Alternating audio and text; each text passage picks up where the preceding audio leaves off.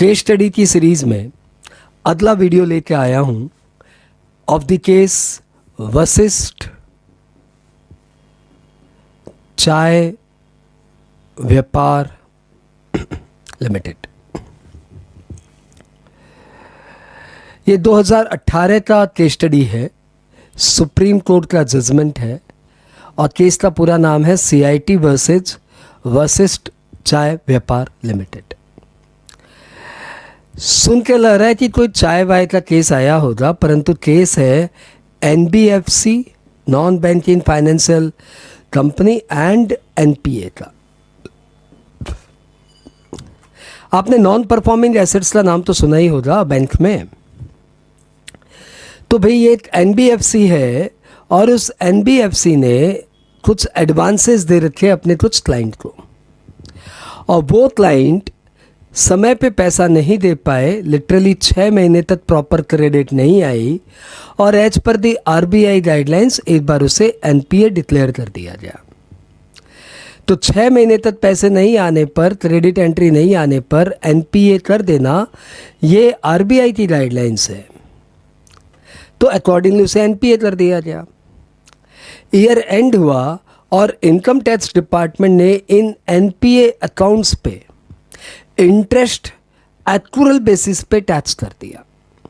मतलब सिंस आपका accountancy एक्रूरल basis पे फॉलो होता है तो ये अकाउंट ठीक ही है और इस पे जो इंटरेस्ट आ रहा है that will be taxable on accrual basis. बंदे ने बोला क्या बोल रहे हो सर, NPA में तो इंटरेस्ट जब मिलता है तब अर्न माना जाना चाहिए, ऐसी RBI की गाइडलाइंस है।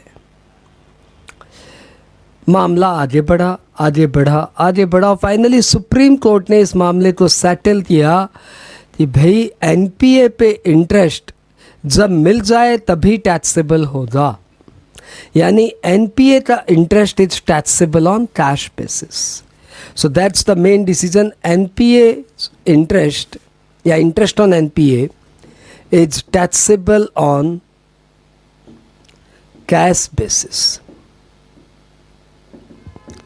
With this note, this case study is over. बहुत ही छोटी सी केस स्टडी थी, I hope you enjoyed it. अगला केस TDS चैप्टर से है। TDS सेक्शन 194H, सेक्शन तो सुना ही होगा भाई। केस का नाम है director Prasar Bharati versus CIT 2018 supreme court. मुझे तो ये समझ में नहीं आया कि इतने बड़े बड़े ऑर्गेनाइजेशन इतने छोटे से मामले को लेके सुप्रीम कोर्ट तक क्यों पहुँचे। Any how what is the issue कि प्रसार भारती एक टेलीकम्युनिकेशन चैनल है, पूरा नाम है प्रसार भारती दूरदर्शन केंद्र कर्नाटका। प्रसार भारती दूरदर्शन केंद्र, तो ये प्रसार भारती दूरदर्शन केंद्र वालों ने क्या किया, अपने कुछ एजेंसीज को हायर कर लिया। भाई टीवी चैनल में एपिसोड्स कैसे आएंगे, एडवर्टीजमेंट कैसे आएंगे, कोई ना कोई एजेंसीज को तो हायर करना पड़ेगा। तो इन्होंने भी कई सारे एजेंसीज को हायर कर लिया और सब एजेंसीज के साथ ऐसा एग्रीमेंट कर लिया कि भाई जितना टाइम स्पेस लोगे, जितना बिजनेस लाओगे, जितने रुपए में बिजनेस लाओगे उसका 15% आपको कमीशन मिलेगा। मतलब देखो धंधा पानी ऐसे सेट हुआ कि दिस इज प्रसार भारती दूरदर्शन केंद्र, बीच में है एजेंसीज और यहाँ पे है कंपनीज जिन्हें अपना एडवर्टीजमेंट देना है। कंपनीज एजेंसीज को पेमेंट करेगी, एजेंसीज 15% रिटेन करेगा और रिटेन करने के बाद इन्हें बैलेंस पेमेंट करेगा। ऐसा एग्रीमेंट हो गया। भाई कंपनीज अपना एडवर्टीजमेंट लिए एयर स्पेस बुक करेगी, उसके लिए कंपनीज एजेंसीज को पेमेंट करेगी, एजेंसीज प्रसार भारती दूरदर्शन केंद्र को पेमेंट करेगा 15% रख के। बहुत सिंपल सी बात थी। गलती इनसे ये हो गई कि इन्होंने इस पेमेंट पे TDS नहीं काटा। लिटरली इन्होंने पेमेंट तो किया नहीं था, इनका तो 15% रिटेन हुआ था, TDS नहीं काटा। जब मामला असेसमेंट में सामने आया तो सीआईटी ने ये बोला, कमिश्नर ऑफ इनकम टैक्स ने ये बोला कि भाई आपके इस पेमेंट पे टीडीएस लगना चाहिए, बिकॉज ये तो कमीशन है, और कमीशन में अंडर सेक्शन 194H 5% टीडीएस लगता है। तो प्रसार भारती दूरदर्शन केंद्र ने एक अजीबोगरीब अपना डिफेंस प्रस्तुत किया। इन्होंने बोला कि हमारे और एजेंसीज के बीच में प्रिंसिपल टू प्रिंसिपल रिलेशनशिप है, हम लोग दोनों के बीच में प्रिंसिपल एंड एजेंट रिलेशनशिप नहीं है। They are free to do the business in the open market, और वो ओपन मार्केट से जिस रेट से भी हमें कस्टमर ला के देते हैं उस रेट पे उन्हें 15% रिटेन करने का परमिशन है। तो हमारे दोनों के बीच में प्रिंसिपल टू प्रिंसिपल का एग्रीमेंट है। ये 15% पे टीडीएस इसलिए नहीं कटेगा because they are not our agent. जबकि एग्रीमेंट में क्लियरली लिखा हुआ है कि एजेंसीज को 15% कमीशन मिलेगा। प्रसार भारती दूरदर्शन केंद्र भी ये बात मान रही है कि एग्रीमेंट पे लिखा हुआ है कि एजेंसीज को 15% कमीशन मिलेगा, परंतु इन्होंने बोला लिखने से क्या होता है, अनलेस एंड अनटिल हम लोग दोनों के बीच में प्रिंसिपल एंड एजेंट का रिलेशनशिप ना हो तब तक तो हम टीडीएस नहीं काटेंगे, क्योंकि वो प्रिंसिपल एजेंट का रिलेशनशिप नहीं है तो कमीशन भी नहीं है। मामला आगे बढ़ता गया। सीआईटीए ने बोला नहीं भैया ये तो कमीशन है, 194H लगेगा। ट्रिब्यूनल ने बोला नहीं भैया ये तो 194H लगेगा। हाई कोर्ट ने भी यही बोला, और जब सुप्रीम कोर्ट के पास मामला पहुंचा तो सुप्रीम कोर्ट ने भी जजमेंट यही दिया कि सिंस एग्रीमेंट है और एग्रीमेंट में क्लियरली लिखा हुआ है कमीशन, तो this is subject to 194H। Supreme court ने इनका ये दावा भी खारिज कर दिया कि हम दोनों के बीच में प्रिंसिपल एंड एजेंट का रिलेशनशिप नहीं है। सुप्रीम कोर्ट ने यह भी बोला कि by reading your agreement this is apparent कि the relation between you and your agencies is principal and agent relationship. तो ये चारों खाने चित हो गए। फाइनली डिसीजन यही आया कि कोई भी प्रसार भारती केंद्र, कोई भी टीवी चैनल्स अपने एजेंसीज को कुछ कमीशन देती है for bringing the customer, for bringing more and more customer, ताकि इनकी एयर स्पेस ऑलवेज भरी रहे, तो ऐसे कमीशन के ऊपर 194H लगेगा। I hope it's very easy for you. Thank you. इस बार की ये जो केस स्टडी है ये है transfer pricing and dispute resolution panel chapter से।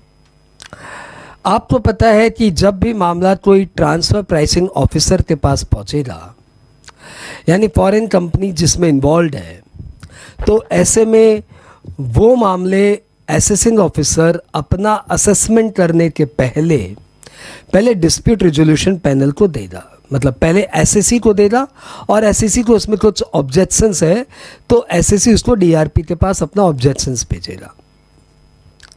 आई होप ये आपको क्लियर है। 144C। हमारे केस में क्या हुआ कि हमारी कंपनी का नाम है Renault Nissan automotive India private limited. हमने कुछ फॉरेन इंटरनेशनल ट्रांजैक्शन किए थे, और हमारे इंटरनेशनल ट्रांजैक्शंस में हमारी ट्रांसफ़र प्राइसिंग ऑफिसर ने आर्म्स लेंथ प्राइस निकाला। ट्रांसफ़र प्राइसिंग ऑफिसर ने आर्म्स लेंथ प्राइस निकाला, तब हमने उन्हें ऑब्जेक्ट किया था कि हमारे काफ़ी सारे पॉइंट हैं, उन्हें कंसिडर करिए। लेकिन ट्रांसफ़र प्राइसिंग ऑफिसर ने अपने हिसाब से आर्म्स लेंथ प्राइस निकाल के दे दिया। Assessing officer, you know very well कि assessing officer is bound to follow the TPO's order. तो असेसिंग ऑफिसर ने टीपीओ के ऑर्डर के अनुसार हमारा असेसमेंट कर दिया, परंतु सिंस हम लोग फॉरेन कंपनी हैं इसलिए असेसिंग ऑफिसर को पहले हमें ड्राफ्ट असेसमेंट ऑर्डर देना पड़ा। तो जब असेसिंग ऑफिसर ने हमें ड्राफ्ट असेसमेंट ऑर्डर दिया तो हमने ट्रांसफ़र प्राइसिंग ऑफिसर ने जो हमारी बातें सुनी नहीं, जो हमारी बातें मानी नहीं, वो सारे पॉइंट को हमने सारे पॉइंट को नोट करके ऑब्जेक्शंस रेज कर दिया before DRP. And we were hoping कि डीआरपी अब हमारी बातें सुनेगा, परंतु सरप्राइजिंगली डीआरपी ने उन बातों का कोई कंक्रीट रिप्लाई किए बिना असेसिंग ऑफिसर को डायरेक्शंस दे दिया कि complete the assessment as per TPO's order, complete the assessment as per TPO's order. We were stunned, क्या कर रहे हैं ये डीआरपी भी बनाया क्यों गया है? जब ये कुछ सुनता ही नहीं है और जब ये कुछ करता ही नहीं है, जब इसके पास दिमाग ही नहीं है, ये अपना कुछ सोचता ही नहीं है और ये टीपीओ के बेसिस पे ऑर्डर पास कर देता है, तो फिर डीआरपी है ही क्यों? हम चले गए ट्रिब्यूनल के बाद कोर्ट पे, सॉरी हम लोग चले गए रिट पिटीशन में। क्योंकि आपको पता है डीआरपी का ऑर्डर के अगेंस्ट हम लोग अपील कर सकते हैं, तो वी वेंट टू रिट, हम सीधा हाई कोर्ट में रिट करने चले गए। मतलब हम ट्रिब्यूनल के पास नहीं गए, हमने बोला कि ये जो अथॉरिटी है ना, ये दिमाग से काम ही नहीं करती, लिटरली इसके पास दिमाग ही नहीं है। They are working without application of mind. With this point we move to high court for as a in a writ petition. High court ने सारा मामला सुना और उसने ये पता लगाया कि जो पॉइंट और जो ऑब्जेक्शंस हमने रेज किए थे बिफोर डीआरपी ने उसका क्या किया, क्या उसके ऊपर डीआरपी ने कोई एनालिसिस की, क्या डीआरपी ने उस पॉइंट्स को समझा, क्या डीआरपी ने उस पॉइंट को समझते हुए असेसिंग ऑफिसर को ऐसा डायरेक्शंस दिया कि टीपीओ के ऑर्डर के अनुसार असेसमेंट कर दो। तो मालूम पड़ा कि डीआरपी ने हमारे पॉइंट्स के ऊपर कोई एनालिसिस नहीं की, कोई वर्कआउट ही नहीं किया। तो फिर हाई कोर्ट ने भी सेम वर्डिंग रिपीट किया कि DRP is working, dispute resolution panel is working without application of mind. दिमाग लगा ही नहीं रहे हैं, सीधा जो ऑर्डर आया एज इट इज पास कर दे रहे हैं। तो डीआरपी को जम के झाड़ मिली और हमारे असेसमेंट ऑर्डर हमारे फेवर में आया। तो दैट वाज द केस कि यदि डीआरपी टीपीओ के ऑर्डर को एज इट इज फॉरवर्ड कर देता है और एसएससी को ऑब्जेक्शन सुनता ही नहीं है, इसका मतलब DRP is working without application of mind. इसका मतलब डीआरपी को टीपीओज के ऑर्डर के बावजूद अपने तरफ से एनालिसिस करना चाहिए कि क्या टीपीओ ने सही से ट्रांसफर प्राइसिंग कैलकुलेट की है, और यदि नहीं तो डीआरपी को उसमें नेसेसरी इंस्ट्रक्शंस देने चाहिए असेसिंग ऑफिसर को कि टीपीओ के ऑर्डर में ये सारे चेंजेस करके फिर आप असेसमेंट ऑर्डर पास करिए। आई होप ये केस भी आपको क्लियर। Thank you.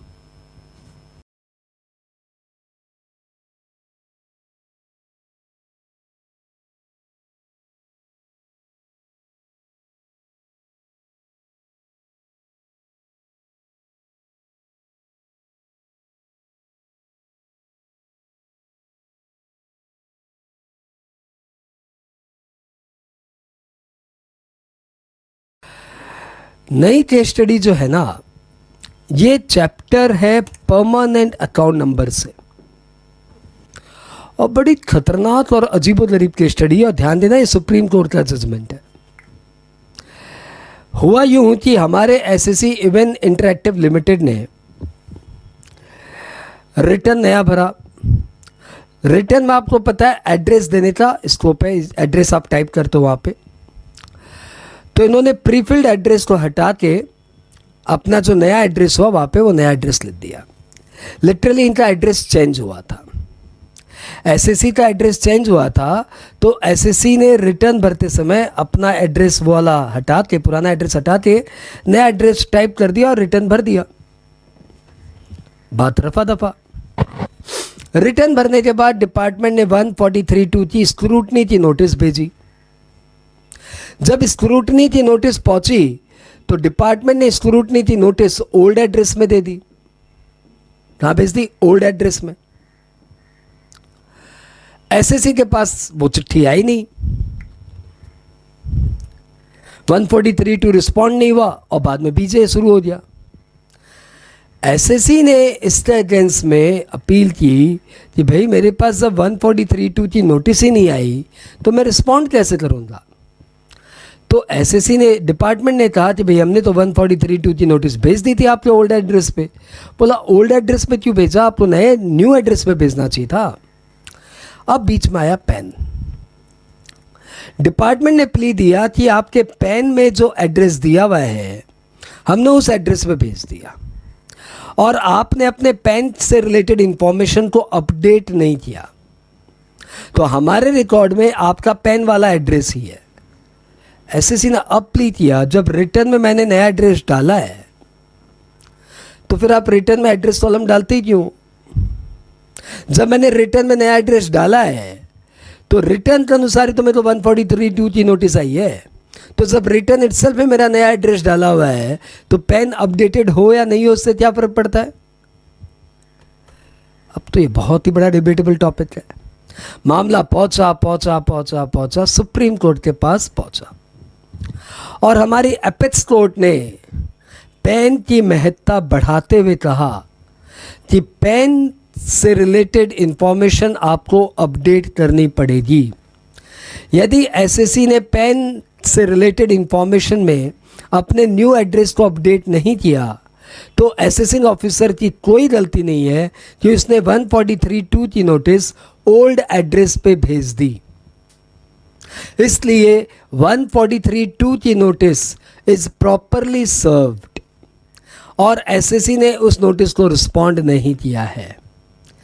तो भैया इस केस में सुप्रीम कोर्ट के जजमेंट के अनुसार कंक्लूजन ये है कि देवी देवताओं, हे स्टूडेंट्स, हे एसएससीज, सभी बात नोट करके रख लो कि आपको अपनी कुछ भी इंफॉर्मेशन चेंज करनी हो तो आपको पेन को अपडेट करना पड़ेगा। पेन यदि अपडेटेड है तो काम हो गया। सिर्फ रिटर्न भरते समय अपनी न्यू इंफॉर्मेशन डालने से काम नहीं चलेगा। तो सिंस ये केस जन जन से रिलेटेड है, हर एक इंसान से रिलेटेड है, इसलिए मुझे ये केस बहुत ही वाइटल लगा।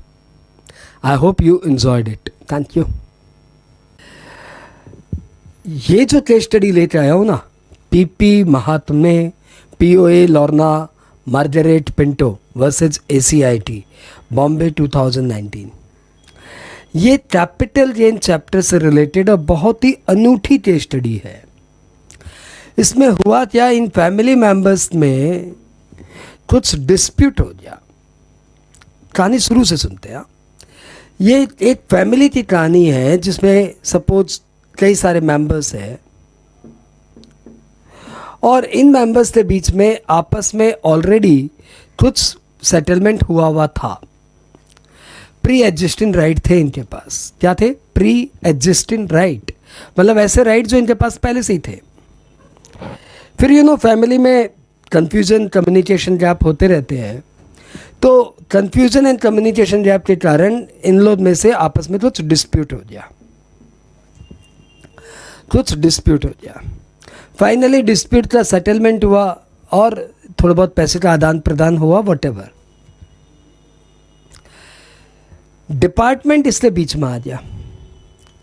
अब डिपार्टमेंट का ये कहना है कि आप लोगों ने एक दूसरे को पैसे देकर कुछ राइट परचेज किया है, कुछ राइट ट्रांसफ़र किया है। जबकि एसएससीज का प्ली ये है कि ये हम लोग के पास पहले से ही राइट थे, बस हम लोग में कुछ डिस्प्यूट थे और उस डिस्प्यूट के कारण हम लोग को एक बार फिर से अपने अरेंजमेंट को रिवाइव करना पड़ा। बट लिटरली हमने कुछ एक दूसरे को ऐसा तो नहीं दिया जो पहले से एग्जिस्ट नहीं करता है। तो मेरे पास एक ऑलरेडी राइट था, वही राइट मेरे पास है। इसमें किसी बंदे ने डिस्प्यूट क्रिएट किया तो हमने आपस में उसको सेटल किया, लेकिन ऐसा तो कुछ नहीं है कि इसने अपना को राइट मुझे दे दिया। यदि अपना राइट मुझे दे तो देयर इज अ ट्रांसफर, परंतु जो राइट मेरे पास ही है वही मेरे पास आ रहा है, तो फिर ट्रांसफर क्या हुआ? यदि आपको ये नहीं समझ में आता तो मैं ऐसे समझाऊं। सपोज आपका एक प्लॉट ऑफ लैंड है। प्लॉट ऑफ लैंड पे कोई ट्रेस पासर अपना वहाँ पे झोपड़ी बना के रहने लग गया। ज़मीन किसकी थी? आपकी थी, आपने गांव में ले रखी थी। आप गांव में जाते हो साल डेढ़ साल में, वहाँ पे किसी ट्रेस पर्सन ने वहाँ पे अपना झोपड़ी बना के वहाँ पे रहना शुरू कर दिया। आप वहाँ पहुँचे, आप बोले भाई ये झोपड़ी वोपड़ी हटाओ यहाँ से, और मामला तूल पकड़ लिया, थोड़ा सा डिस्प्यूट रेज हो गया। तो फाइनली आपने बोला भैया ठीक है जो भी हो यहाँ से अपना झोपड़ी हटाओ, 20,000 रुपया लो। आपने उसे 20,000 रुपया दे दिया और बोला भैया यहाँ से झोपड़ी वोपड़ी हटाओ अपना। वो 20,000 रुपया लेते झोपड़ी हटा दिया। तो बताओ क्या उसने अपना कोई राइट आपको ट्रांसफर कर दिया क्या? नहीं, आपने पैसे दिए उसको, लेकिन पैसे देने से क्या हुआ? उसने कोई अपना राइट आपको दे दिया क्या? नहीं, उसका कोई राइट ही नहीं था। लेकिन कई बार डिस्प्यूट को ईज मोड में सेटल करने के लिए हमें एक दूसरे को पैसे देने पड़ जाते हैं।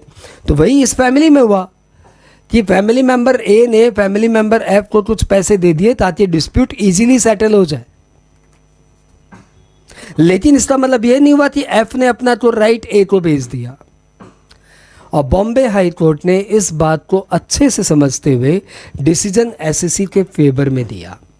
बॉम्बे हाई कोर्ट ने बोला if there is a pre-existing right then the family settlement is not liable to capital gain. If there is a pre-existing right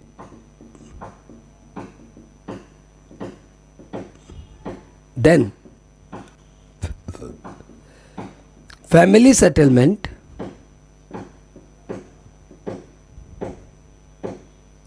cannot be treated as transfer.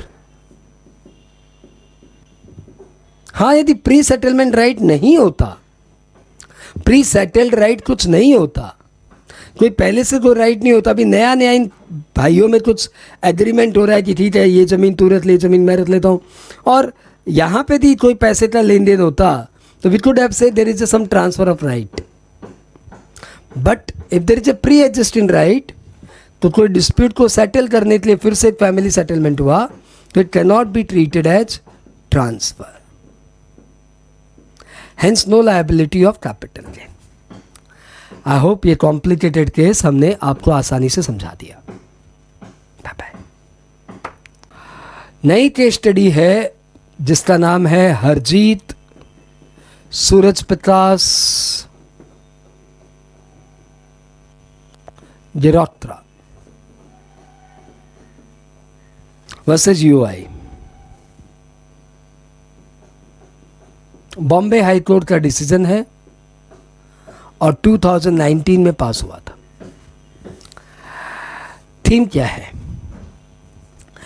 Topic का नाम है असेसमेंट। आपको पता है assessment में section 147 deals with income stepping assessment, और income stepping assessment करने के लिए आपको सेक्शन 148 में एक नोटिस देनी पड़ती है। तो असेसिंग ऑफिसर ने एसएससी को 148 की नोटिस दे दी, पोस्टल चिट्ठी डालते दे दिया गया।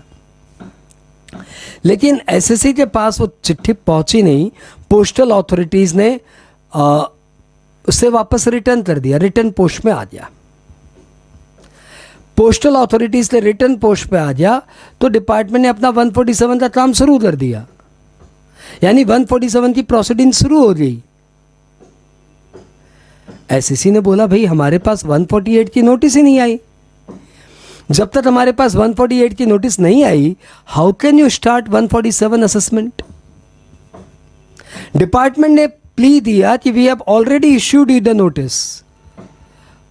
पोस्टल अथॉरिटीज ने उसे रिटर्न कर दिया हमें, तो आपने लिया नहीं या आपको मिला नहीं, उससे हमें क्या मतलब है? हमने तो इश्यू कर दिया। अब ये फंडामेंटल क्वेश्चन आ गया कि क्या 148 की नोटिस इश्यू करना काफ़ी है कि एसएससी का रिसीव करना भी ज़रूरी है? मैं जानता हूँ आज की डेट में नोटिस मेल में आती है और आज की डेट में इसका कोई औचित्य नहीं है, परंतु केस इतना भी पुराना नहीं है। इसलिए ये समझना ज़रूरी है कि जहाँ पे नोटिस सर्व्ड बोला हुआ है वहाँ पे नोटिस इश्यू करने का क्या मतलब हुआ। बॉम्बे हाई कोर्ट ने बहुत ही सिंपल 2 लफ्ज़ों में उत्तर दे दिया कि 148 की नोटिस इश्यू करने से नहीं चलेगा, दैट मस्ट बी सर्व्ड। तो आपने नोटिस इश्यू किया, पोस्टल अथॉरिटीज़ ने रिटर्न कर दिया, तो आपके पास और ऑप्शंस थे, उसके जो पैन का एड्रेस है वहाँ पे आप भेजते, बैंक का जो एड्रेस है वहाँ आप भेजते, परंतु आपने ऐसा कुछ नहीं किया, सीधा 147 की प्रोसीडिंग स्टार्ट कर दी। तो ये प्रोसीडिंग अंडर सेक्शन 147 गलत है और बॉम्बे हाई कोर्ट ने 147 की प्रोसीडिंग्स को क्वैश कर दिया, ख़त्म कर दिया, निराधार कर दिया। डिसीजन एसएससी के फेवर में आया कि 148 की नोटिस इश्यू करने से नहीं चलेगा, it must be served. I hope एकदम क्लियर।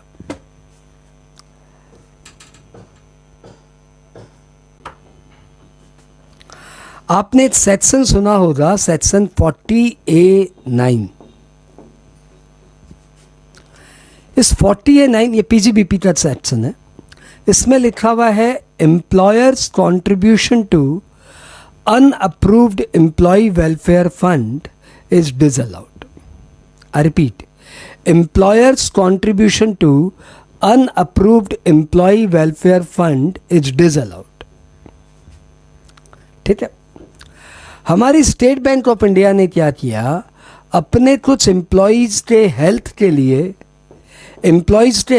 लिए एक फंड बना के उसमें कुछ रुपए ट्रांसफ़र कर दिए। एम्प्लॉयज़ वेलफेयर के लिए एम्प्लॉयज़ का हेल्थ का फंड बनाया और उसमें रुपए ट्रांसफ़र कर दिए और बाद में उन्होंने इसे क्लेम किया। जब उन्होंने इस एक्सपेंडिचर को क्लेम किया तो असेसिंग ऑफिसर ने यह बोला कि this employee health fund is not approved by CIT. SBI ने प्ली ये दिया कि देखिए ये जेन्युइन फंड बनाया हुआ है जिसमें हमारा कोई भी कंट्रोल नहीं है, ये फंड हमने ट्रांसफ़र कर दिया है और एम्प्लॉय इसे मैनेज करते हैं। 40A9 का औचित्य ये है कि एम्प्लॉयर कोई ऐसे फंड में रुपए ट्रांसफ़र ना कर दे जो कि नाम तो एम्प्लॉय का हो लेकिन कंट्रोल जिस पे एम्प्लॉयर का ही रहता है। तो ऐसे फंड के लिए कमिश्नर की अप्रूवल की दरकार के प्रोविजंस बनाए गए हैं, परंतु हमारे केस में हमने तो एक जेन्युइन फंड बनाया है for the welfare of employee और हमने उसमें पैसे डाले हैं, तो this is a genuine staff welfare expenditure. Department बोला भैया देखो हम तो ये नहीं जानते, हम तो सिर्फ सेक्शन 40A9 जानते हैं जिसमें लिखा हुआ है employers contribution to any fund which is not approved by the CIT is disallowed. मामला कोर्ट में पहुंचा और बॉम्बे हाई कोर्ट ने surprisingly, very very surprisingly SSC के फेवर में डिसीजन दिया, यानी लॉ के विरुद्ध डिसीजन दिया। सेक्शन 40A9 क्लियरली बोल रहा है कि कोई भी employer contribution to any fund which is not approved by commissioner of income tax is disallowed. Section 40A9 clear है। इंस्पाइट इस लॉ का पर्पसिव इंटरप्रिटेशन हमारी कोर्ट ने किया, नॉट द लिटरल इंटरप्रिटेशन। और कोर्ट ने यह बोला कि इस लॉ का, इस सेक्शन का पर्पस ये है कि कोई ऐसा फंड ना बन जाए जिसमें एम्प्लॉयर का ही कंट्रीब्यूशन है और एम्प्लॉयर का ही कंट्रोल है, सिर्फ नाम एम्प्लॉय का है। इसके लिए सीआईटी को एक बार इसको चेक कर लेना चाहिए, अप्रूवल दे देना चाहिए। लेकिन जब कोई fund apparent prima facie glowingly undisputedly staff welfare के लिए बनाया हुआ है जिसमें कोई डिबेट नहीं है, तो ऐसे फंड में एम्प्लॉयर का कंट्रीब्यूशन क्यों डिसअलाउ करेंगे। एंड फाइनली एसएससी के फेवर में डिसीजन लिया। ये लैंडमार्क डिसीजन है सर, ये लैंडमार्क डिसीजन है कि यदि एम्प्लॉय के किसी फंड में जेन्युइनली रुपया ट्रांसफ़र कर रहा है तो 40A9 को ओवर रूल करते हुए आप उसका डिडक्शंस ले सकते हो। आई होप पीजीबीपी का ये सेक्शन आपको एकदम क्लियर हुआ नाउ और इस केस स्टडी से आपको कॉन्सेप्ट और क्लियर हुआ। Thank you.